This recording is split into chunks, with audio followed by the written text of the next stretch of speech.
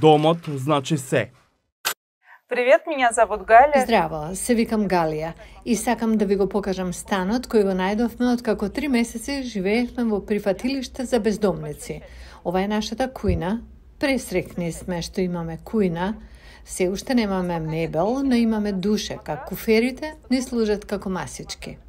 Во средината на септември, овие куфери биле во засолниште за бездомници во Њујорк, во соба за семејства без документи, која преминале американско-мексиканската граница. Нам сразу дали На нашиот прв ден во Њујорк, вработените во Центарот за бегалци веднаш ни дадоа формулар кој беше на руски. Бев шокирана. Според граничните власти во сојузната држава Тексас, околу 30.000 руси поднале барање за азил во САД една година по инвазијата во Украина. А според податоците на Судот за имиграција во Њујорк, околу 11.000 побарале азил во Њујорк од октомври 2021 година. У меня был момент, Тоа беше момент. Една недела на почетокот на војната. Помислев дека ќе полудам.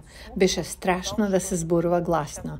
Имав чувство дека некој ќе ме пријави и ќе завршам во затвор. На нив не им е лесно, наместо да го имаат сопствениот бизнис поврзан со аларми. Галина сега чисти станови, а нејзиниот сопруг е сервисер за климатизација. если действительно Но кога ќе сватите дека треба да заминете, вие сте подготвени да работите напорно. Подготвени сте да преземете било каква работа на почетокот, без разлика колку е непријатна. Подготвени сте да го живеете најнеудобниот живот на почетокот, но верувам дека навистина не можете да гладувате во САД.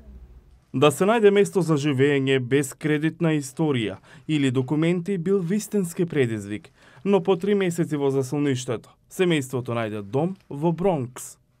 За сега тие се средуваат. Семејството понекогаш присуствува на собери во знак на протест против руската инвазија врз Украина. Во Русија пак поради безбедносна мерка на предпазливост. Само еден член на семејството би излегол на протест. Беше многу чудно.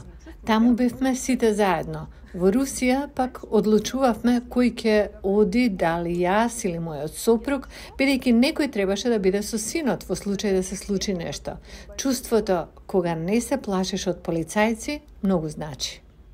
Иако Галина знае дека нивното приспособување нема да биде брзо и лесно, таа знае дека во Њујорк го има тоа што најмногу го цени, а тоа е слободата.